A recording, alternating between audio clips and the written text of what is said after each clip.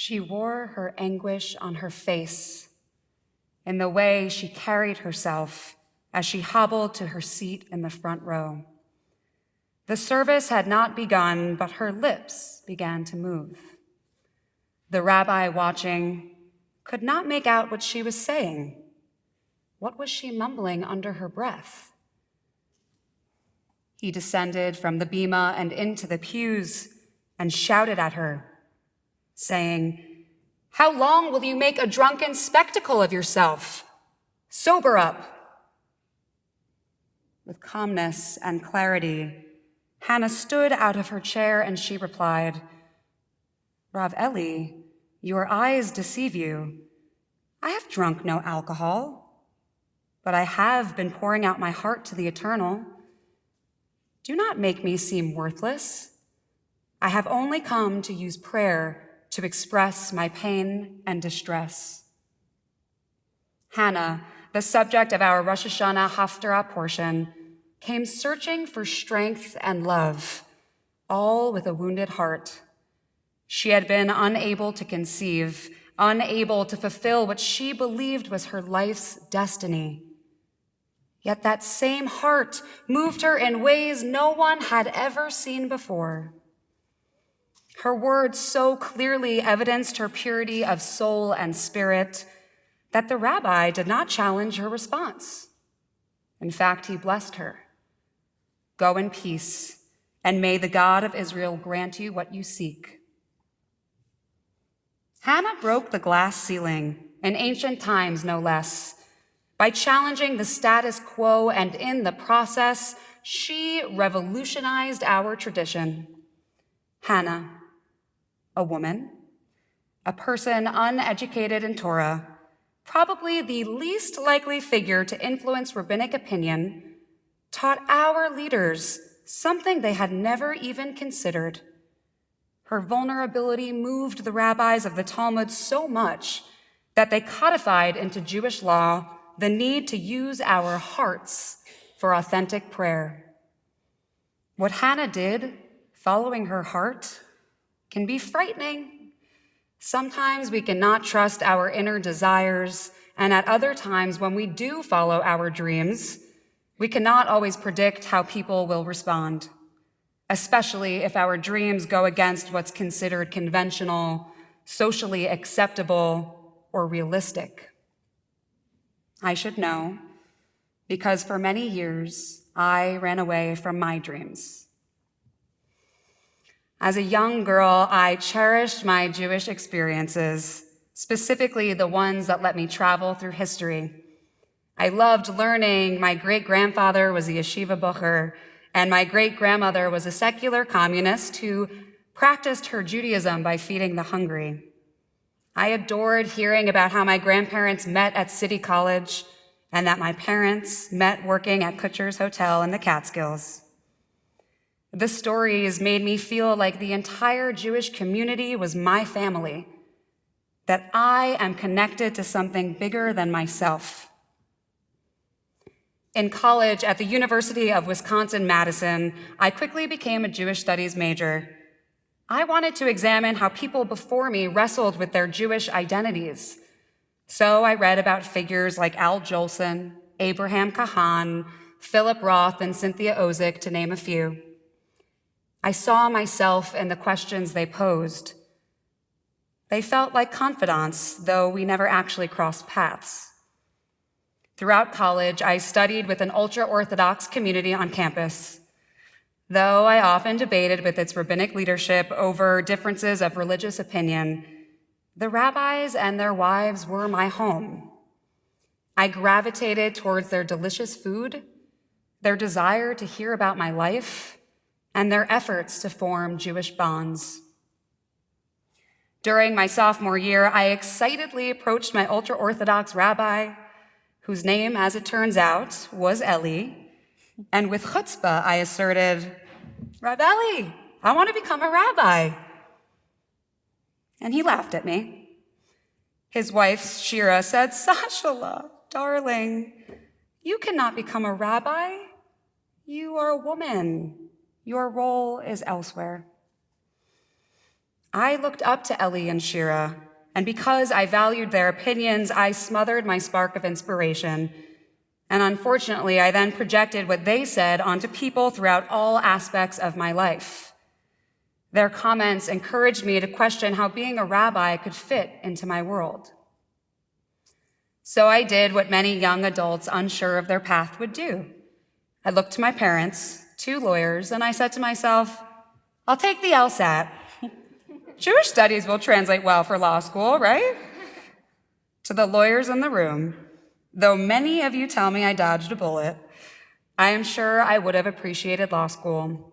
But as I prepared for its entry exam, I realized my spark was missing. Despite my fears of being outcast or misunderstood, despite my fears of failure, I returned to my heart. My passion to become a rabbi was so clear that my Rav Eli, the one convinced a woman could not be on the bima, wrote my letter of recommendation to rabbinical school.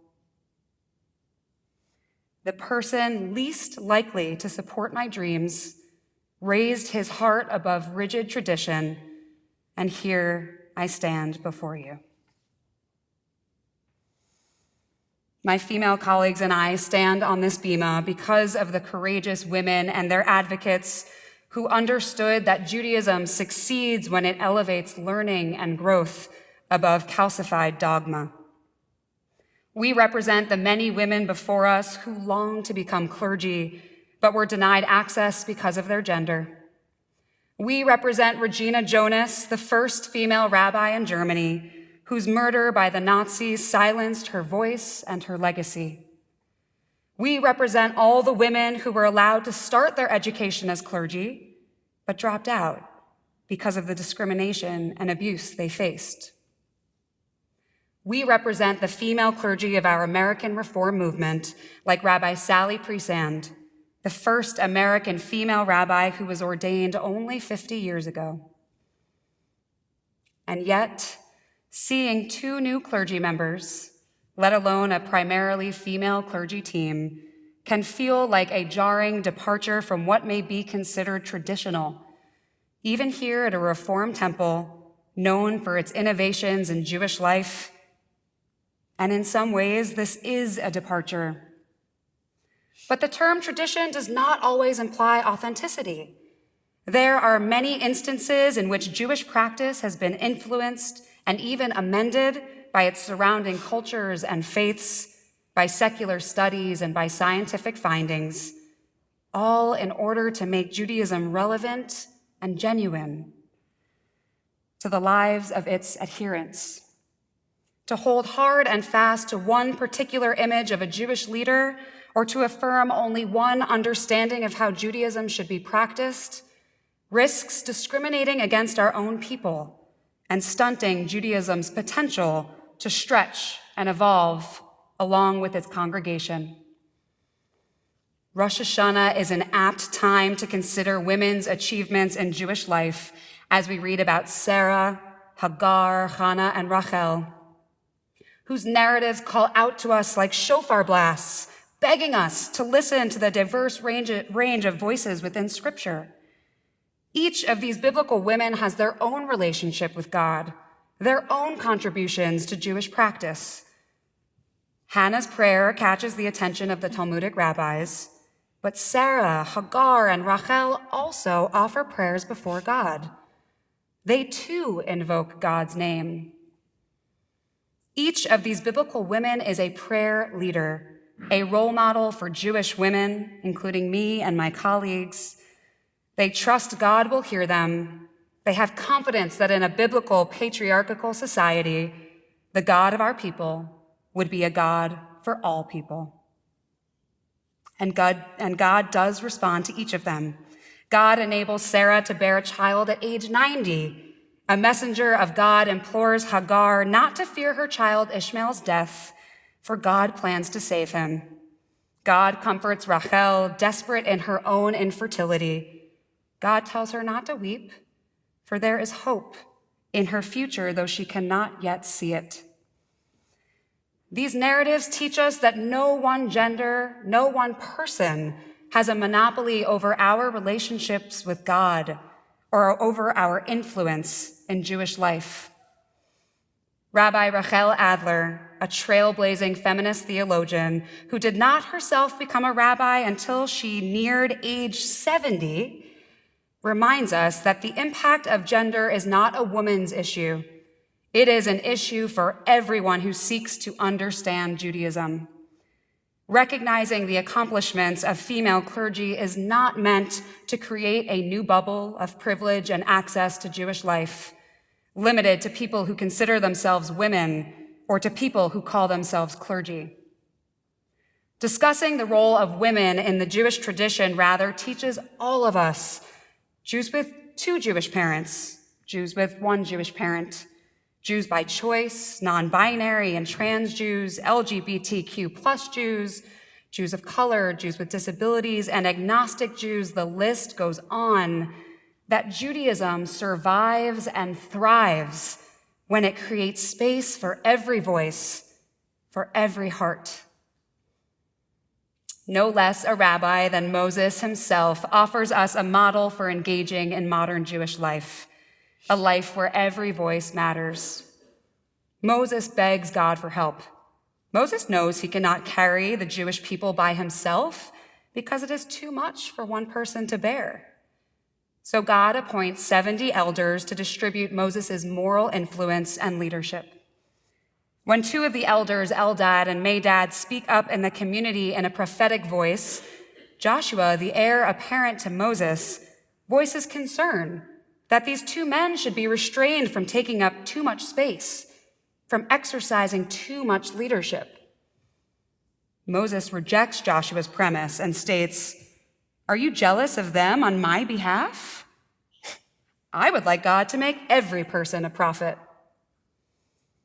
Unlike the biblical age, which promoted hierarchy through prophets, priests, and kings, we have reached an era in which Moses' ambition has come true, a time where everyone can have a role in shaping Jewish life.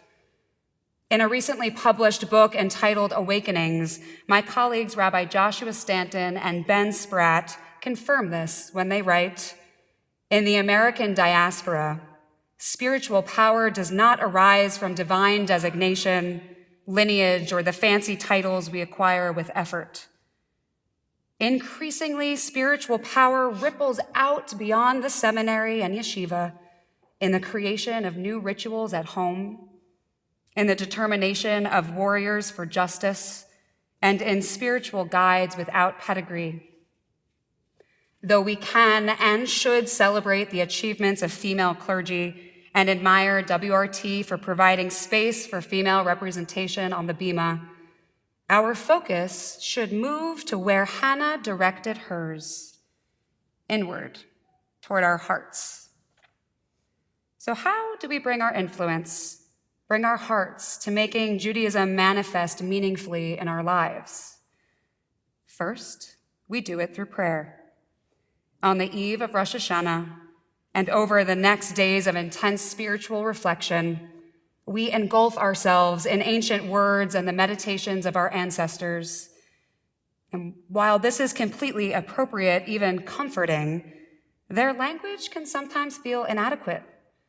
It does not always accurately express our joys, our transgressions, our relationships with God. During this high holiday season, I dare say I encourage you to go off script, like Hannah when she cried out to God. I want to give us all permission to experiment with using your own words for prayer, your own contemplations for meditation. Second, we can bring our hearts and influence to our Jewish lives through active engagement. Just as there is no one way to look or be Jewish, there is no one way to follow our Jewish hearts. As Lauren reminded us today, WRT offers so many opportunities to engage. For example, if like many, you are not confident in your Jewish knowledge, turning to your hearts can feel intimidating.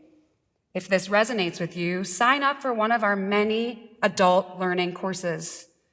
You may be surprised that your insights can teach and embolden you and even your rabbis, cantors, and educators.